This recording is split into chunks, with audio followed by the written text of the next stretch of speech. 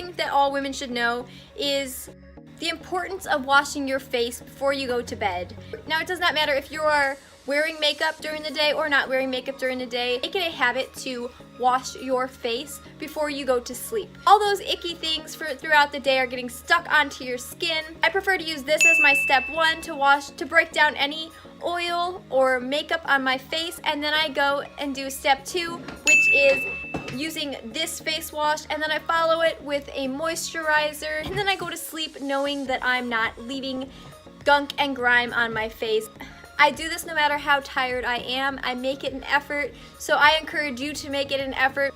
Wash your face. Second thing that all women should know is the dangers of the blue light emitted through your devices, your TV, your cell phones, your iPads, your whatever, any device. It emits a blue light. It disrupts that deep sleep pattern, that deep sleep that we want to get into when we're trying to get our beauty sleep. That is when our bodies recover, and when we are disrupting that, we are not allowing ourselves to get into that deep beauty sleep. And we all know that 10 minutes of scrolling can easily turn into 2 hours of scrolling, and before you know it, it's 3 a.m. and you're still stuck looking on Instagram, scrolling through your news feed, trying to see who's posting what in different parts of the world. What I do is, about an hour before bed, I just read a good old-fashioned book. I don't use my devices. All of my devices get turned off, and I go to sleep. And I find that I fall asleep a lot easier, and I stay asleep a lot easier. You are just a screen junkie, and you absolutely cannot avoid looking at your phone screen, or you need to get something done on your computer or your tablet, then I recommend buying a pair of blue light blocker glasses. These are a good affordable pair right here. They're available on Amazon. I will link them below. No, I am not affiliated in any way, shape, or form. I'm just trying to help a sister out. So do your eyes a favor and either minimize your screen time before you go to bed, or buy those blue light glasses, or do both, because we want that beauty sleep, ladies. Third thing all women should know is start making the effort to brush your hair out. Then you jump into the shower, shampoo it, and then when you put the conditioner in through it, you want to take a wide tooth comb and comb through it so that it detangles anything, so that it minimizes having to detangle anything when you jump out of the shower, and makes styling time a lot easier. The fourth thing that all women should know is to rinse your hair out with cold water when you're in the shower. It does your hair so much good. It seals the hair follicles, it creates a nice healthy shine, and it stimulates your scalp as well, so that it promotes hair growth. For number 5, we're going to stay in the shower for a minute. The fifth thing that all women should know is to turn down your shower temperature. Hot water strips your skin of all those oils. So what I prefer to do is to turn my shower temperature down so it's still comfortable to stand in, but it's a lot cooler than standing in a hot shower. The sixth thing that all women should know, and I've talked about this in a few other videos, is the beauty of heatless hairstyles. Heatless hairstyles are my favorite. I will probably mention these 1,000 more times in 1,000 more videos if I make 1,000 more videos. Heatless hairstyles are my absolute favorite go-to hairstyles to do. 1, because they're easy. 2, because they don't damage hair the way heat styling tools do. So I prefer to jump out of the shower and let my hair air dry. Unless I'm in a hurry, those are the only times that I'll use heat tools, but for the most part, I'm not in a hurry to go anywhere, so I just let my hair air dry, and then I'll do a hairstyle like this, which is heatless. These are waves from yesterday's heatless hairstyles that are finally just depleting. Now, some nights I will spray my hair to get it nice and damp with a spray bottle filled with water, and then I will do heatless overnight hairstyles, bantu knots, just regular old braids, rag curls, paper bag curls.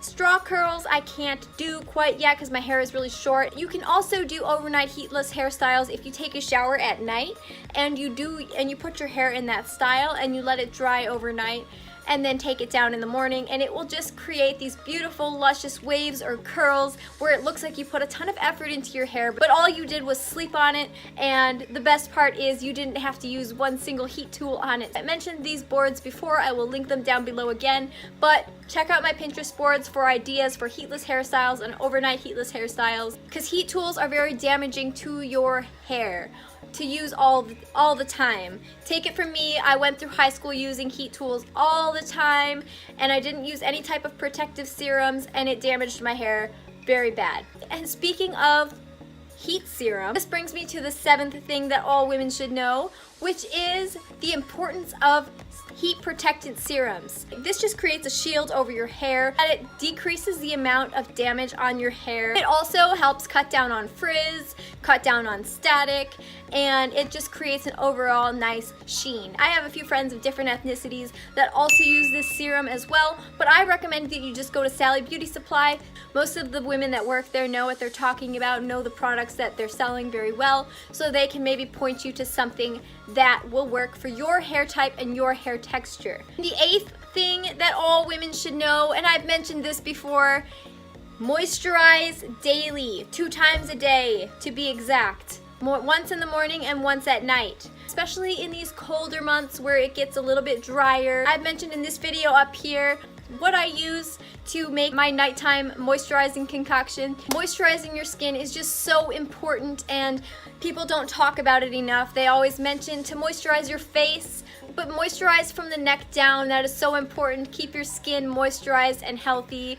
Trust me, in these colder months, you will thank me for reminding you so many times to moisturize your skin twice a day. 9th thing that all women should know is the importance of knowing your sizes. Know your sizes, ladies. Know your proper sizes. Know your pant size, your underwear size, your bra size, your shirt size, your dress size. Know your sizes, because if you are wearing clothes that are too small on you, you can look very uncomfortable and feel very restricted in movement and feel very uncomfortable sitting down. Likewise, you don't want to wear clothes that are too big on you because you can look like you are swimming in them and they can just look baggy. So find out what works for your body, what looks flattering on you, what do you feel your best in. It doesn't matter what size your waist is, not everything is going to look flattering on you, not everything you're going to feel your best in. So I recommend 2 things to do so that you look and feel your best. I did this a couple of years ago. It has helped shopping trips go by a lot quicker and easier,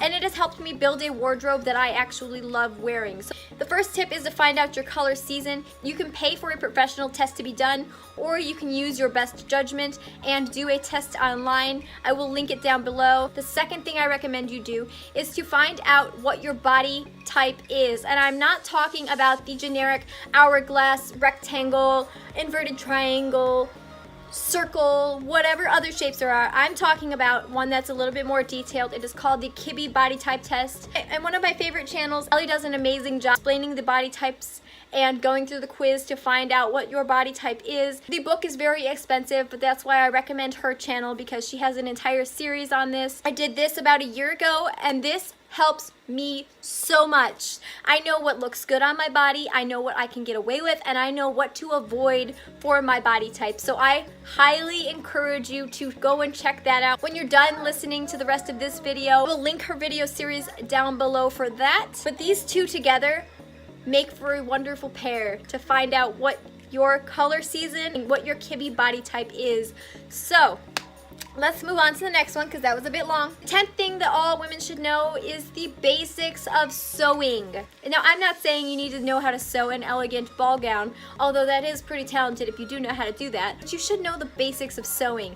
Knowing how to fix a ripped seam, knowing how to darn a pair of socks, also sewing on buttons, which I do have a video. It is one of my older videos. I'm sorry for the quality and sound of that one, but that does teach you how to sew on buttons, and you can learn how to tailor your own clothes. Hem jeans for your husband. Fix the shoulders on a shirt so that they sit right on your body and you don't look like you're swimming in them.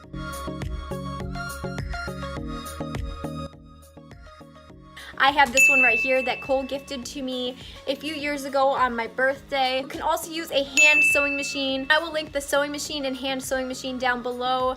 They are pretty inexpensive. A tailor is great, but what about those times when you're in a pinch and you can't afford a tailor? Or what if you have to leave to go to a wedding on a Sunday and the tailor isn't opened? This is where knowing the basics of sewing come into play. So learn how to sew, ladies. Number 11.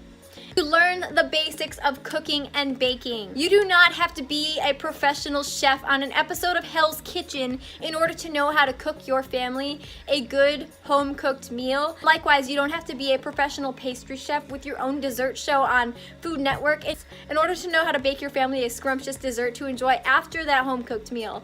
I took home ec in middle school and high school, and I was able to learn a lot of cooking and baking also from my mother.